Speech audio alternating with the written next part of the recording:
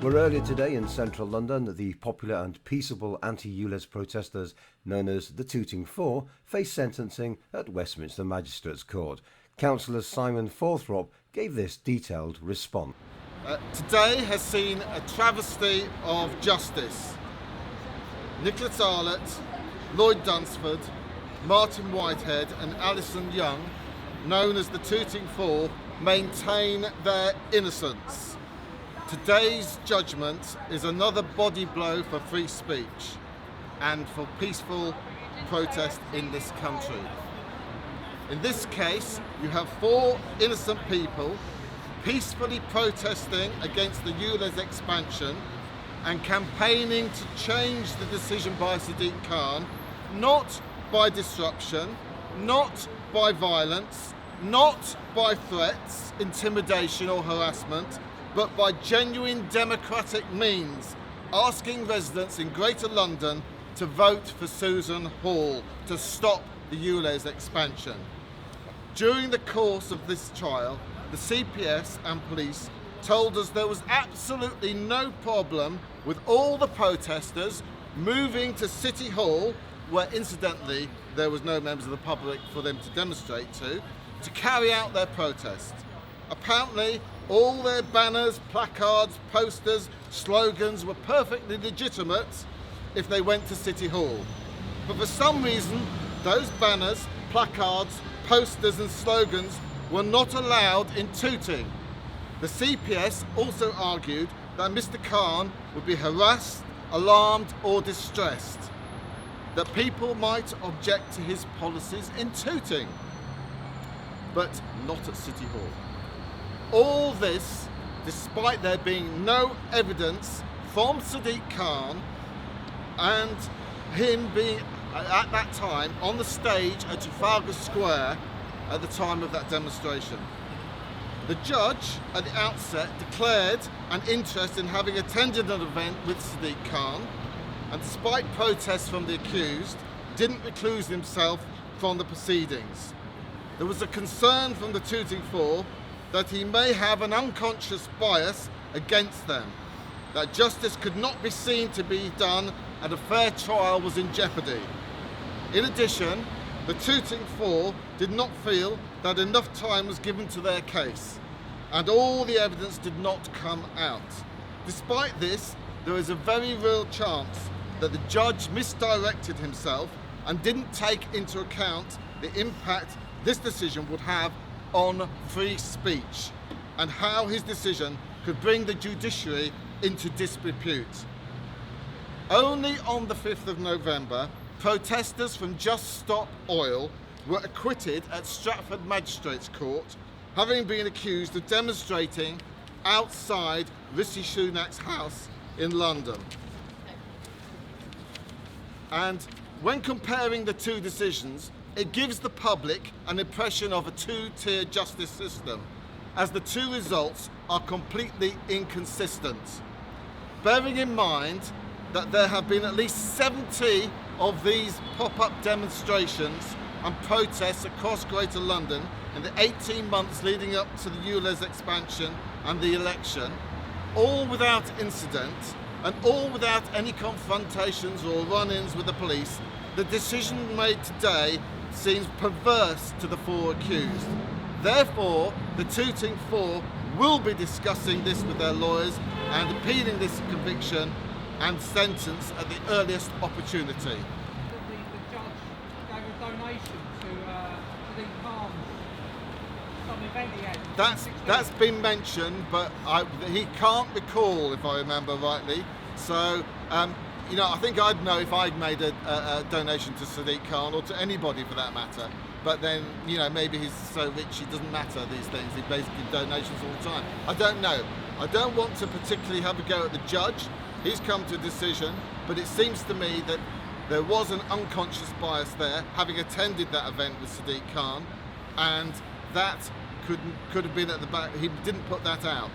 He should have taken the opportunity, and I can say this as a JP, that if there is any doubt whatsoever that you might actually have an interest or be not seen to be doing justice at all, you recluse yourself automatically.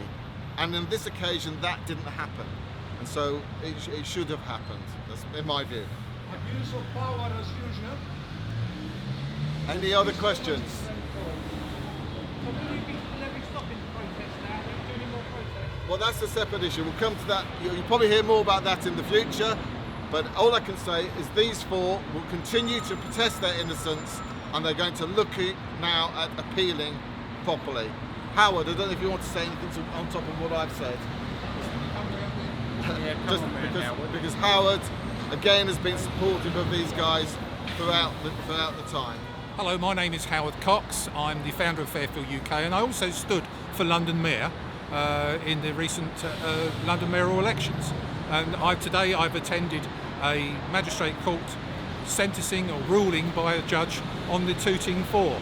And these are four people who actually protested, as they have done for about 50 different other ULEZ protests across London in the lead up to the London mayoral election, protesting against ultra-low emission zones. This one was in the area close to, or they say close, 100 metres is what they're saying, close to Sadiq Khan's house.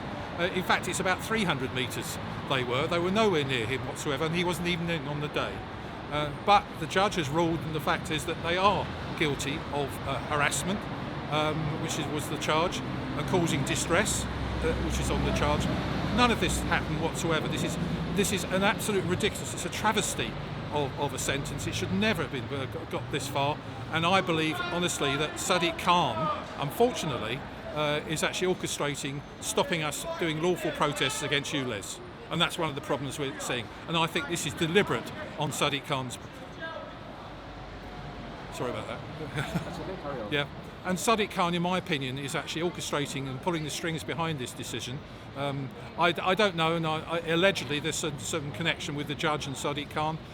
Again, that's an alleged anecdotal evidence is what I've been supplied to me. But fundamentally, this is an absolute travesty of justice. These four people were trying to stop ultra-low emission zone, which is going to cripple most of, and it impacts. It's a regressive tax and hits low-income families and small businesses more than anyone. That's all they were trying to do, and yet they've been accused of harassing his family. Totally and utterly wrong.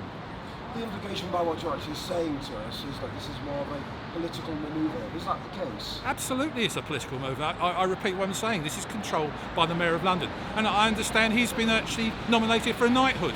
But he's the most dishonest mayor possible. I stood for Reform UK against him. I didn't win, I even lost my deposit. But that's not the point. I stood because he is running London into the ground. Nightlife has been ruined. He's got a black hole bigger than the national black hole that we keep hearing from people like Rachel Reeves. What we're seeing is a man who just doesn't like protest and free speech unless it suits his agenda, his political agenda. And he needs to be taken into account, and I'm recommending to these four people to appeal. Well, that was my next question, so they're going to go ahead and they... Well, I don't know, that's their decision, but if I was in their position I would appeal. And there, for the grace of God, go I, because I could have been at that protest and I could be standing with them and be arrested. It's totally and utterly wrong. These are four people with limited income. Most of them are actually in pensioners who rely on their pension, and they're being asked to pay from their pension a huge amount of money in their eyes, and certainly in my eyes too, to actually justify Sadiq Khan's political action. In terms of the actual fine that was imposed upon them, how much was that? Well, I don't know the full detail, but I think we're looking at about £1,000 each. They've been allowed to pay over a period of time. I think you're looking at £80 to £100 a month they've got to pay. So presumably there would have been assessments on their capabilities? Well, I understand that. The Defence Council, I think, they actually list that, and I think they are being allowed to pay over a period of time. But that's not the point. The point is as simple as this. This is a political act on behalf of Sadiq Khan, preventing people, free speech, going about protesting. None of this, there's no violence, no action, no harassment, none of that happened, and I could have been there too.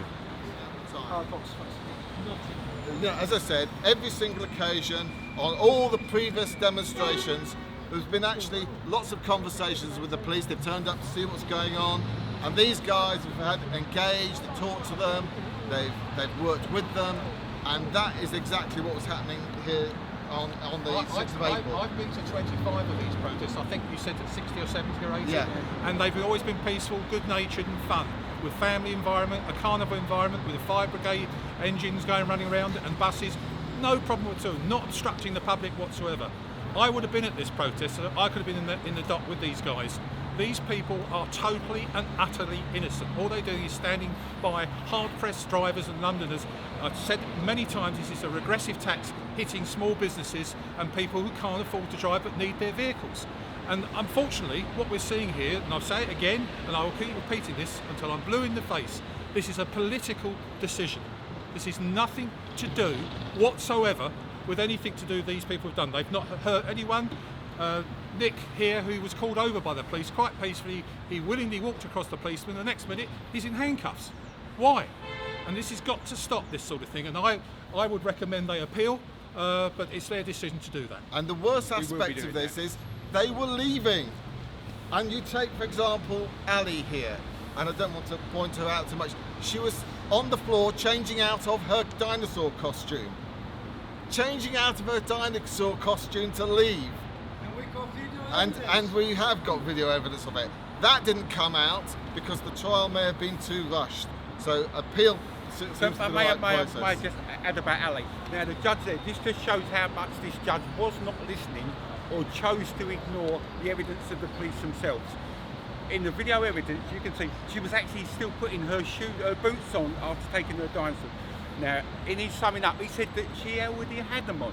So he had totally ignored the video evidence from the police, which they totally contradicted themselves. He's taken no account of whatsoever. So I think the man is totally biased. I think it's a total stitch up. Can I just ask of the four of you, how are you feeling right now? Just kind of, I'm disgusted. I am absolutely disgusted that this country has become as it has with our judiciary. It is.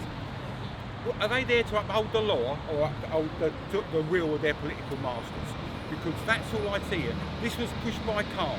Besides the case that Simon referred to, there was also another case of Just Stop recently where 8 of them ended up in Greenwich Court. The same thing, identical thing, but actually outside Sunak's house. They walked free. The judge dismissed it, but not today. Don't tell me there's no bias within the law in this country. And it's the impression that it gives. It brings the justice system into disrepute when you get those inconsistencies. Yeah. And I know it's each case sort of on its merit, but this was not anywhere near Sadiq Khan's house. And I know where Sadiq Khan lives. I'm probably the only person that does, because I put a planning application in on his back garden many years ago. What number is it? No, I'm not saying. But I know where he lives. And they were nowhere near. They say, we heard today, he said 100 metres. As I understand it, it's 3 times that, wasn't it? It is at least 3 About times 300 that. metres. Absolutely. Yeah. So it's a lie. And anything about it at all. The police, in fact, when they had the protest at the other end of the road in Tooting in the summer, actually that was probably closer to Khan's house. And yet nothing happened there. And I was there. And I was there. I was standing for London Mayor at the time, and I was politically standing for London Mayor. The point is that in the actual court case itself, it's about 10 days ago, I sat there and listened to 3 or 4 police tell lies. You can quote me on that. I'm not joking. One said there's about 10 to 15 people at this protest, another said 30, another said 50, another said 100, and lots of other things. And yet there were 2 PCSOs who actually gave evidence, and guess what they said? It was a quiet, calm, respectful, great carnival atmosphere of a protest. There was no...